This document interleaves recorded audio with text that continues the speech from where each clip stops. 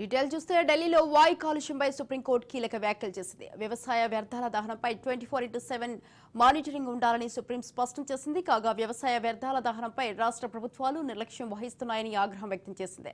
Air pollution control చేయకుండా special అథారిటీలు ఏం చేస్తున్నాయని ప్రశ్నించారు.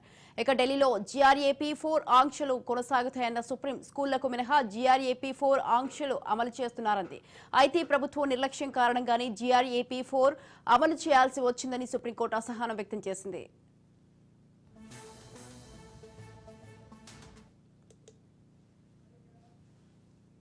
ఢిల్లీలో వాయు కాలుష్యంపై సుప్రీంకోర్టు కీలక వ్యాఖ్యలు చేసింది. వ్యవసాయ వ్యర్థాల దహనంపై 24/7 మానిటరింగ్ ఉండాలని సుప్రీం స్పష్టం చేసింది. కాగా వ్యవసాయ వ్యర్థాల దహనంపై రాష్ట్ర ప్రభుత్వాలు నిర్లక్ష్యం వహిస్తున్నాయని ఆగ్రహం వ్యక్తం చేసింది. ఎయిర్ పొల్యూషన్ ను కంట్రోల్ చేయకుండా స్పెషల్ అథారిటీలు ఏం చేస్తున్నాయని ప్రశ్నించింది. ఢిల్లీలో GRAP-4 ఆంక్షలు కొనసాగుతాయన్న సుప్రీం స్కూళ్లకు మినహా GRAP-4 ఆంక్షలు అమలు చేస్తున్నారంది. అయితే ప్రభుత్వ నిర్లక్ష్యం కారణంగానే GRAP-4 అమలు చేయాల్సి వచ్చిందని సుప్రీంకోర్టు అసహనం వ్యక్తం చేసింది.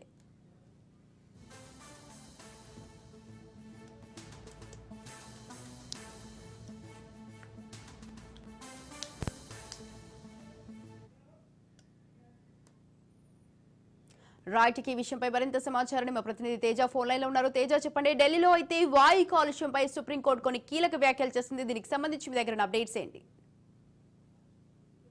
వాయువ్య కాలుష్యం అనేటువంటిది సూచి 428 వరకు కూడా దాటిపోయినటువంటి పరిస్థితి ఉన్నటువంటి నేపథ్యంలో, అంటే కొంత అత్యవసర పరిస్థితిగా కూడా భావిస్తున్నటువంటి నేపథ్యంలో ఇటు మొత్తంగా ఢిల్లీ ప్రభుత్వం అయితే మాత్రం తీసుకుంటున్నటువంటి చర్యలపైన అయితే సుప్రీంకోర్టు తీవ్ర అసహనం అయితే వ్యక్తం చేసినట్లుగానే చెప్పాలి. ఎందుకంటే ఢిల్లీలో వాయు కాలుష్యం పైన సుప్రీంకోర్టు చాలా కీలక వ్యాఖ్యలు చేసింది. ఎందుకంటే ఇటు వ్యవసాయ వ్యర్థాల దహనం కూడా చేస్తున్నారు.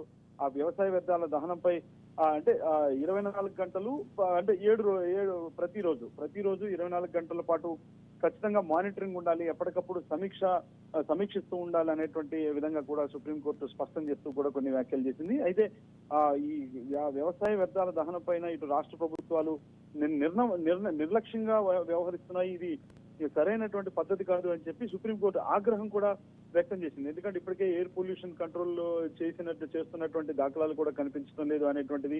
దీనికి సంబంధించి స్పెషల్ అథారిటీస్ అంటే ప్రత్యేక బృందాలను ఏర్పాటు చేయాల్సినప్పటికీ కూడా అలాంటి పరిస్థితులు కూడా తీసుకోవటం లేదు, అలాంటి నిర్ణయాలు తీసుకోవటం లేదు అనేటువంటి అంశాలతో స్పెషల్ అథారిటీస్ ని కూడా ఏర్పాటు చేయడం లేదు అనేటువంటి ఒక అసహనం కూడా ఇటు సుప్రీంకోర్టు వ్యక్తం చేసింది. అయితే ప్రధానంగా చూస్తే ఇప్పటికే ఢిల్లీలో అయితే మాత్రం GRAP-4 ఆంక్షలు కూడా కొనసాగుతున్నాయి. అంటే ఉదయం 5 గంటల నుంచి ఇటు ఎలక్ట్రిక్ వాహనాలు, అదేవిధంగా CNG, LNG తో పాటు BS-4 వాహనాలను తప్ప మరే ఇతర వాహనాలకు కూడా అనుమతి లేకుండా ఇప్పటికే నిర్ణయం తీసుకుంది.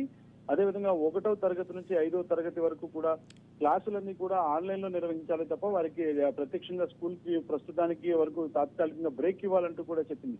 సో మొత్తంగా ఓవరాల్ గా చూస్తే మాత్రం GRAP-4 సంబంధించి అమలు వచ్చినటువంటి నేపథ్యంలో ఇది ఒక అత్యవసర పరిస్థితిగా భావించి తక్షణమే రాష్ట్ర ప్రభుత్వాలు చర్యలు తీసుకోవాలి వీటిపైన అంటూ కూడా సుప్రీంకోర్టు ఇటు రాష్ట్ర ప్రభుత్వాలని ఆదేశించింది అన్నట్లుగానే మనం చెప్పాలి. Right, thank you Teja, thanks for the details.